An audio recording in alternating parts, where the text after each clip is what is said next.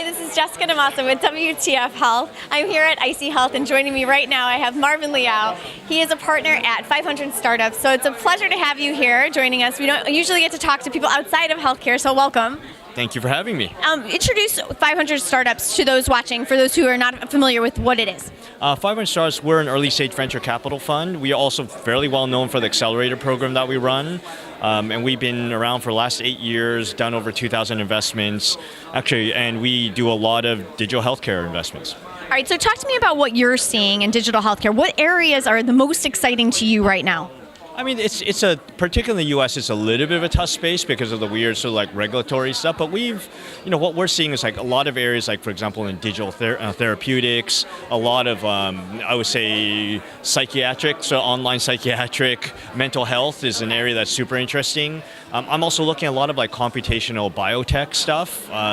Meaning what? So computational biotech of just like sort of intersection with like pharmaceuticals. Okay. And that's probably where I'm seeing like most of the interest right now. Okay, now you had mentioned the U.S., so are you seeing different things outside of the U.S.? Yeah, I mean, so for example, like I'm spending a lot of time in like Finland. Finland, there's just very advanced sort of like healthcare system, a lot of really interesting technologies over there. I would say most of my focus is really on the U.S., but we have done many investments, say, for example, in Latin America, in Central Eastern Europe, and I say the Nordic region. And because I think we look at stuff that is sort of like less regulated, for example, like in the mental health area. Okay. Is there any area that's not hot anymore to you? I mean, the reality is that I'm looking at a lot of like B2B digital healthcare, so like helping a lot of the big hospital groups and whatnot sort of manage their processes and things better. And so that's an area I will continue to invest in. I don't know if there's anything that's sort of like not hot because, frankly speaking, the whole system's so broken and in need for innovation. It's every area is super interesting. All right, tell us what you really think about healthcare. I mean, the reality is that there are some massive issues in the U.S. healthcare system. I don't have to raise the numbers of like 18% of total GDP of the U.S. is actually, is healthcare cost related. Something wrong about that. Right. I think the next nearest country is like Japan, which is at 11%, and nobody else is anywhere close, right? So there's huge areas of innovation needed in every single area, from patient care to self-care to therapy. Like just every area is broken. Even sort of how hospital groups, HMOs are managing. It's broken. It's completely broken. And so from an investor perspective, that's a huge opportunity.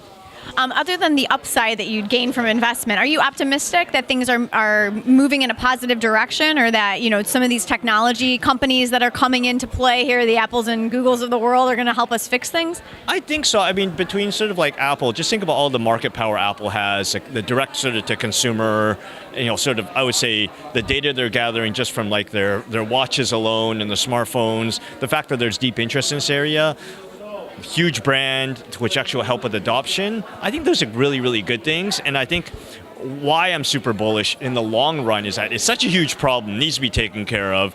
And there's wide recognition, like I said, Google as well too is making huge inroads in the space. And that's actually a good thing. These are highly capitalized companies with sort of an outsider disruptive sort of view. Competition can only be good.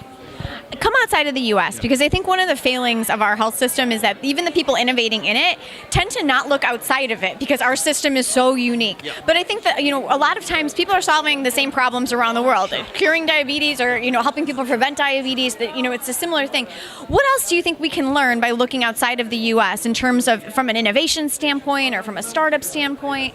So, for example, like one country I'm spending a lot of time looking at is like Japan, right? I'm usually not super bullish on the Japanese sort of like startup ecosystem, but when you look at stuff that they're doing for like robotics and like healthcare, like what they're doing, at least on the mobile side, on the robotic side, particularly with like elder care, super interesting. They're on the cutting edge of sort of developed countries in regards to just the problem or opportunity, depending on how you look at it. I'd say problem that they're facing, particularly with like huge population of elder care and how expensive it's starting to get. So they're really on the bleeding edge there. And so there's lots of stuff we can look at. I also think when you're looking at like medical devices, lots of interesting things happening in Japan there. So I think there's lots we can learn from a lot of other countries. Canada, France, I think is, even though they're sort of nationalized healthcare systems, they're actually doing a lot of innovative things in regards to, they have to, right? Because of just like they have limited, we spend way more money in the US than anywhere else. Right. And so I don't think it's just a money issue. Well, I mean, I was going to ask you too. Do you think we're not incentivized to fix healthcare in the U.S.? I just think like there's a systemic issue in the sense that, sort of like you have like the providers, you have like the actual end customers, and then you actually have the payers, and they're all different people, so the incentives are completely unaligned.